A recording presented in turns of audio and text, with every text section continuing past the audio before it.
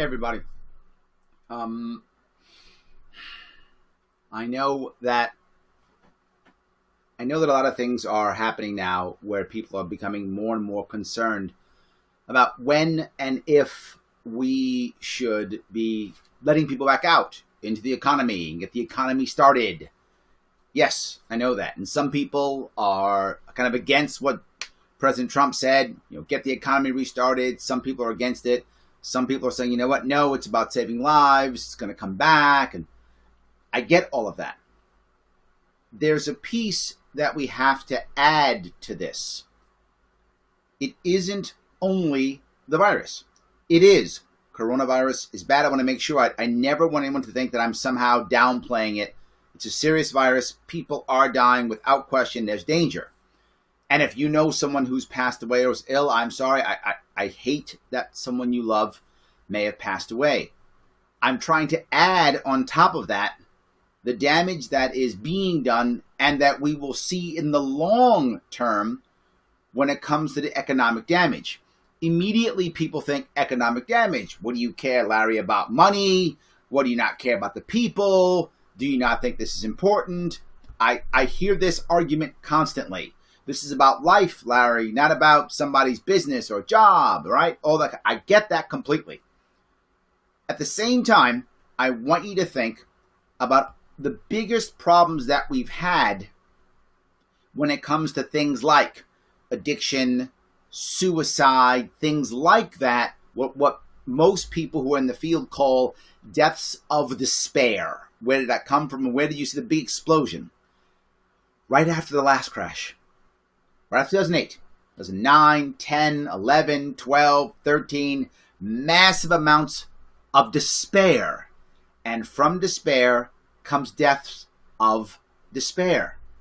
Right now, I think the virus has killed less than 1,000 people. I think it's like 700 or something like that in America, right? Outside, obviously, more, but in America, less than 1,000 already. Let's say it goes to 10,000. I hope not. I hope it stops at 5. That'd be amazing. I hope it's less. I hope. But reality, it may not. It may be more. It could be 10,000 people who die of this virus. Could be. Even if it is, we will triple that in 1 year after this is over with suicides. Just suicides. Nothing else. You might say suicides. Well, wait, what are you talking about? I'll tell you why this is a problem. Because as people begin to feel like there is no hope, when they begin to feel despair and unhappiness, as you've heard me talk about before, happiness is about three things. Three things. Feeling loved, feeling respected, and having purpose. And when you begin to lose all of your assets, right? What is one of the number one reasons why people get divorced? There's many, but one of the biggest reasons, financial issues, financial stresses, which are going to happen now. People are going to break up, divorces, kids without parents. That's going to happen because we're allowing this virus to destroy our economy. Well, Larry, you care about this economy? No, I care about families.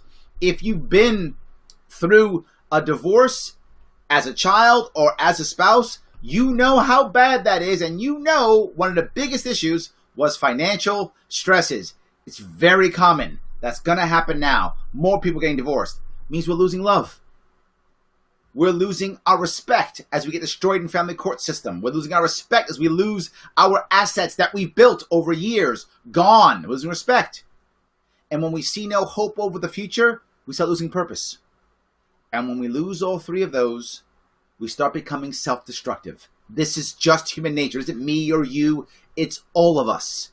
You are going to see if we don't end this economic destruction now, we are just adding to more people, more Americans with self-destructive behavior. That is going out. It happened in 2008. All this, you saw it. It's going to happen again. You might say, Larry, yes, but the people are going to die. Yeah, but we don't want to add on to it. We already have over 100 Americans committing suicide every day now. That number could double. And here's the worst part about suicide that most people don't understand. And if you're in the field, you know. Suicide is contagious. I'm not joking when I say that. Suicide is contagious. If you think I'm making that up, Do your own homework, simple Google search, do some homework. You'll find out that's true. As people watch others commit suicide, they start feeling that's the way out, and they start saying that's okay. Suicide is literally contagious, which is why we often have massive trends of suicide. We don't need that. We don't need massive drug addiction. We don't need massive suicide. We have enough, far more than enough. Let's fix what we got now before we start adding on to this.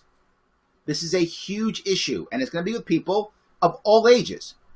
If you're over 40, over 50, and you've managed to maintain your job for 10, 20 years, whatever the case may be, and now you're getting laid off or fired, you're not coming back, how hard is it going to be for you to get that job?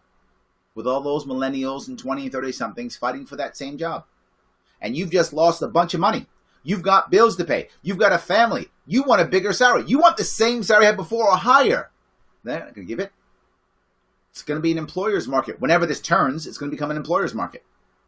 They're going to pay what they're going to pay, and you're going to take it, or you're not going to take it, which means either you take it and you lose pride, you lose respect, self-destructive behavior, or you don't take it and you lose respect, and maybe you lose your family, and you're in a worse position again. This is lose-lose. What if you're millennial? Oh, these millennials. They were the ones who were pushing our economy. They were the ones who got screwed. And I know a lot of you people who are Gen Xers or boomers are going to be upset when I say this, but I feel for the millennials. I really do. And I mean this from the bottom of my heart. I feel for them. They came out into the job market after the last crash. 2008, 10, 12, 14, 16. They came out and there was garbage waiting for them. And they've been underemployed for at least the first 4 years. Now they're starting to get employed, using the gig economy, using all this type of other cool stuff, jumping on board, and boom, this comes next crash. Next crash. A lot of these millennials just got out from their parents and they're living on their own, living with roommates, but on their own, paying rent, on their own, not with their parents. Now they're moving back because of this. How do the parents feel? Parents feel like, oh my God, I'm a bad dad, I'm a bad mom. My kid has to come back and live with me when they're 30 years old. What did I do wrong? Now the mom, dad's feeling bad. What happens when the mom or dad can't work? Because they lost their job too. Now you got 4 adults in the house that don't have jobs, unemployed. How's that going to go over? This is what we're creating now. You might go, it's about jobs. It's about more than jobs. It's about feeling like you're respected, feeling like you're loved, having relationships, all those things. Having respect for yourself as a person, all of those things. Many of those things come from our ability to connect with others and to somehow generate value and revenue in the workforce. You might think that's silly. That's reality. It's how huge amounts of Americans decide that they are important and valuable. Underemployment after 2008 crash, 2010 crash was huge. Trump even said it. Trump was talking in 2016, the underemployment rate's 20-25%. He was right.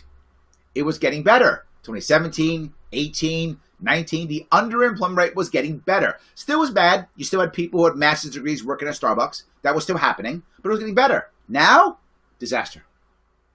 You're going to see people who went to school with $100,000 in debt. These are millennials now. $100,000 in debt, $50,000 in debt, underemployed even longer. How are they going to feel? What are they going to believe in? When are they going to have serious relationships and have children, do all those things that they're supposed to do by the American dream? Why? So you can live home with mom or dad? So you can be underemployed? Well, Larry, they'll go bankrupt. But they won't go bankrupt when it comes to their student loans. You can't get rid of those. You don't get to discharge student loans.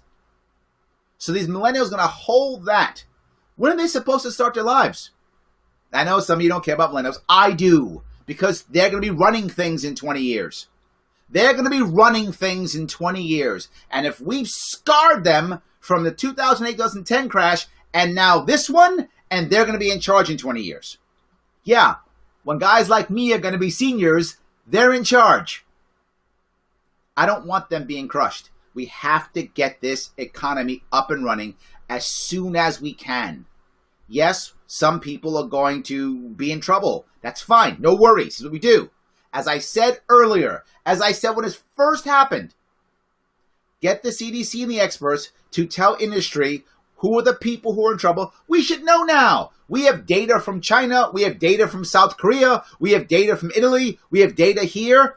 We got smart people in this country, lots of them. Have them crunch the data, see who's really at risk and who's not. Let everyone know who's really at risk. And if you fall into that category, you make a choice with your life. Are you prepared to stay home? Stay home. If you're not at risk, go out, go work, go make money. But use protection, of course. Right? Put your mask on or wash your hands or whatever. Let's make the new norm. There's going to be a new norm up here. Whether it's a month from now or a year from now, there is going to be a new norm. What I'm saying is create the new norm now, tomorrow, next week. Let's get that new norm as soon as possible. The last thing we need is a bunch of Americans sitting at home feeling sorry for themselves. And that's what's going to start happening real soon. If we don't change this, we're going to have a bunch of Americans sitting at home feeling sorry for themselves. That cannot, will not, and is not a good idea at all.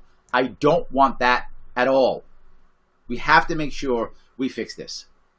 The reason why I bring this up is you're going to have a lot of people saying, Larry, you don't get it. People, you got to stay home.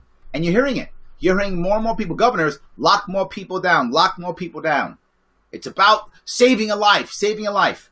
What are you going to say when a year from now, suicide rates have doubled? Think about the people who've lost everything. There was someone, I don't remember who it was, some expert, I hope he's an expert, he claimed to be an expert, said that the unemployment rate could go as high as 30%. Someone before said 20%. If unemployment is 20 or 30%, that doesn't include people who aren't looking for work, like consultants, guys like me and other consultants, gig employees, that kind of people. That means it's going to be more like 40%. And if the unemployment rate's 20 or 30%, what's the underemployment rate? 50%? 60%? How in the world are we going to have a mentally healthy country if we have a 50% underemployment rate and a 30% unemployment rate? How? And once people start feeling sorry for themselves and crying for government to help, government's going to come in and screw it up again. Think about this. Did government help after 2008? After 2008, 9, or 10, did government actually help? Oh, Bush and Obama put together a stimulus package. Oh, yeah, we won. Yeah, we won. We had a bubble economy already for the past 10, 12 years, already bubbled, ready to pop, was weak as it always was. Everyone thought it wasn't. Nope, the big people did. They knew it was already weak, waiting for a pop. Most people didn't think this virus was going to be the pop. Most people thought after the election it would pop.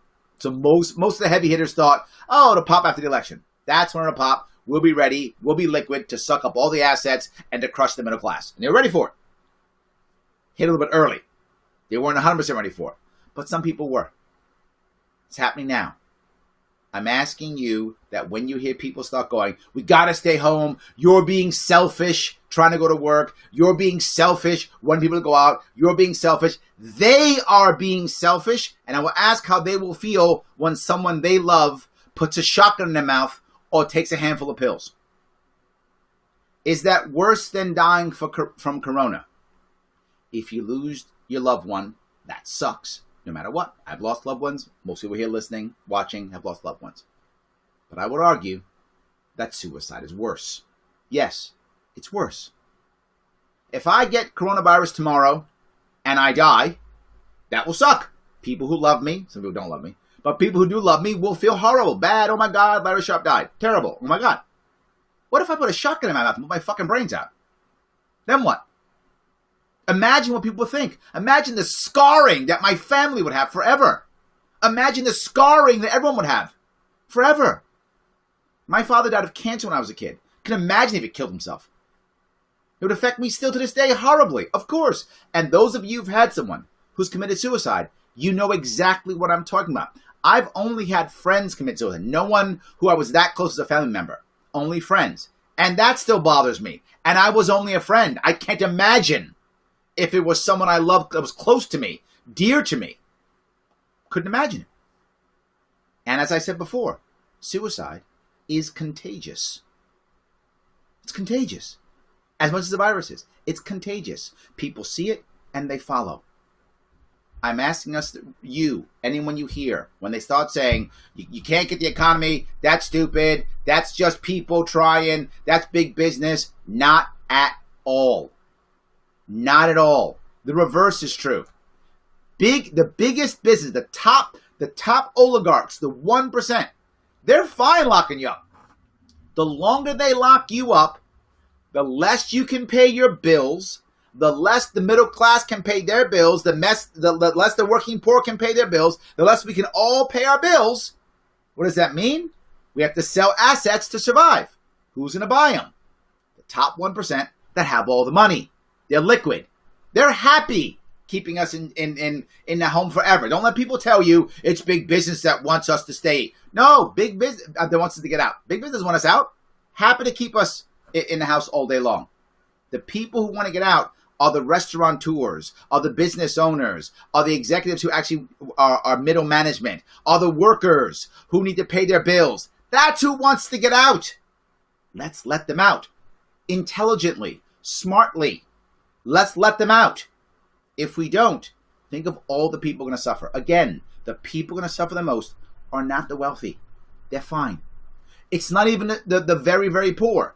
They're already very, very poor. We should always worry about them. And they're bad now, but they were bad before. We always have to worry about those guys and gals. Always.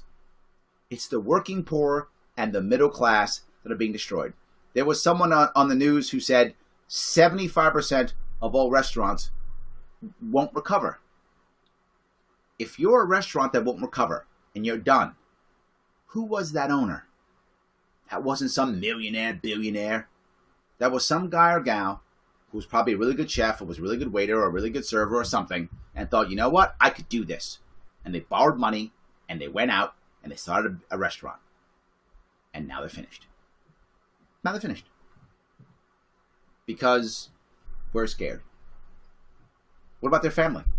Friend, cousin, brother, sister, kids. All gone. This is a big deal. And when the divorces start coming, and the bankruptcies start coming, and the suicides start coming, all these things will flow right together. They'll all start flowing together, and it will be horrible. And what will government do? Pass more laws and punish more people to make stuff worse. If we don't change this, it's only going to be bad.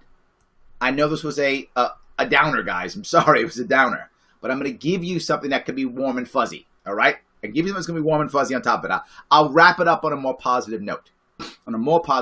All right. While if we don't get this out, if we don't get the economy moving quickly, there's going to be a lot of pain. But I'm asking you to think about three things. When someone begins to fall into a horrible place in their life, and you see it, or it's you, or you see it, and someone's falling into a horrible place, and you can see, my God, they're crawling into a mental hole. They're not coming out. They're feeling terrible. They're talking about ending it. Any of these things, any of them, please think about three things, three important things. Number one, can you think about this in the future? I'm very serious. If you're feeling like the world's going to end, oh my God, I can't stand it, because now it feels terrible. You've lost your job, your boyfriend, girlfriend's left you, whatever. Maybe both. There's libertarians, you might have both. Anyway, they've left you. The world may be ending. Ask yourself, how will you feel about this in 5 years? Have you been through worse in the past? And when you were through it, how did you feel 5 years later? I'm not joking. This is a simple question, but when someone is feeling horrible, they're not thinking clearly. When people are afraid, they're not thinking clearly. When people are depressed, they're not thinking clearly. That means you too, me too, everybody. Ask your friend member that question. Dude, have you been through worse? If you have, how was it 5 years later? Dude, what do you think is going to happen 5 years from now? Hey, my friend, how are you going to be 5 years from now? Ask that question. Get them thinking. Show them some hope. Give them some purpose to go to the next step. See if they get to the next step. But I'm still not done. Ask them if what's happening to them right now, if it actually affects every aspect of their life. If it does, if it affects every aspect of their life, you do something like this. Please don't do this one.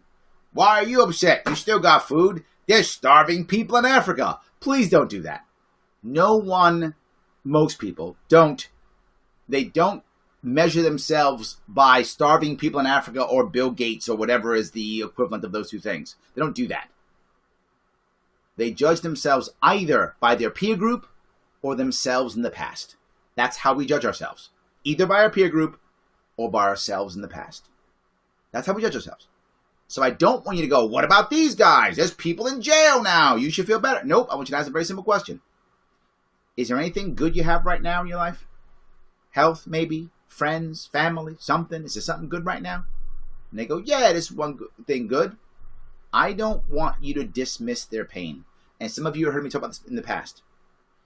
When people are hurting, the last thing you want to do is, don't think about that. Think about this. Why are you so sad? You have nothing to be sad about. You're dismissing their pain and making them feel worse.